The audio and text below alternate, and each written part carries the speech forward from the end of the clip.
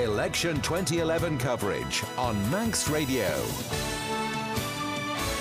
On the programme's election slot this morning, one of the senior figures of this administration, age 63, educated locally. I think he had a birthday in May, did you, Mr Teare? I did indeed. Cagandras and Ramsey Grammar were his schools. Eddie Teare chose a career in banking. He worked for one of the major Manx banks in a senior roles up to 2002. Spent 2 years with a local firm of advocates until in 2004 he won the Ayre by-election. He was returned unopposed 2 years later. His constituency is a big one. It stretches from the north tip of the island right up to the Mountain Mile, I think.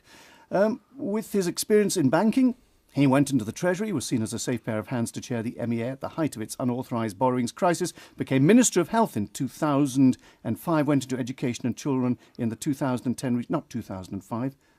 You went into the Ministry of Health 2006 and went into Education and Children as Minister in 2010. Good morning.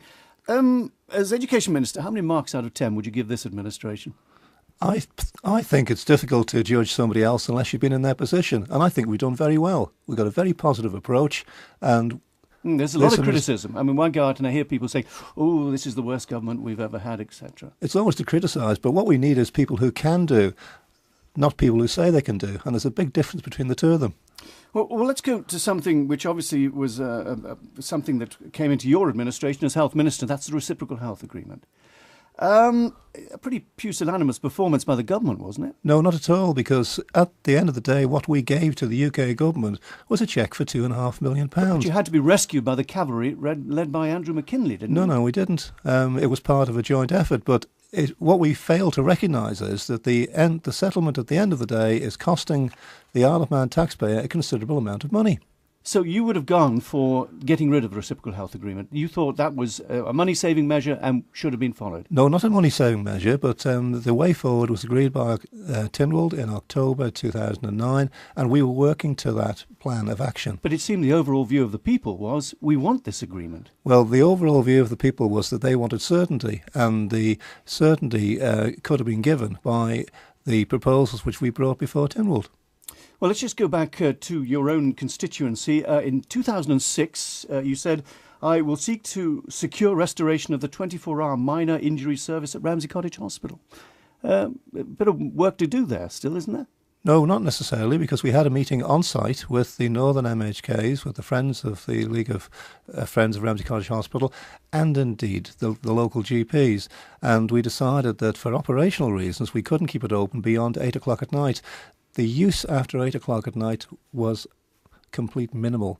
So unfortunately, those staff, the highly skilled staff that we had there, have to have a certain level of activity to keep their skills up to speed. Well, would you agree after 8 o'clock, it's a time when people are most worried. If something happens at that time of night, they feel there's no one to turn to. That's really when they need someone to turn to, someone there available. No, we're much better off with the paramedic service, and that provides a high level of support to people in the community.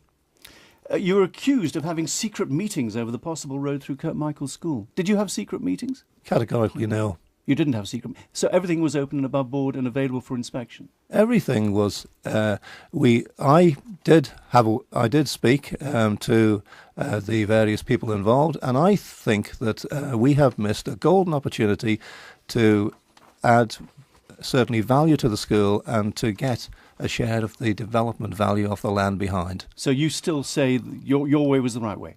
I'm confident that my way was the right way. Unfortunately, there's people criticising who don't live in the commercial world. You say you work with the local commissioners. If there's a problem, we work out a common approach. Are you, though, the senior member in that partnership?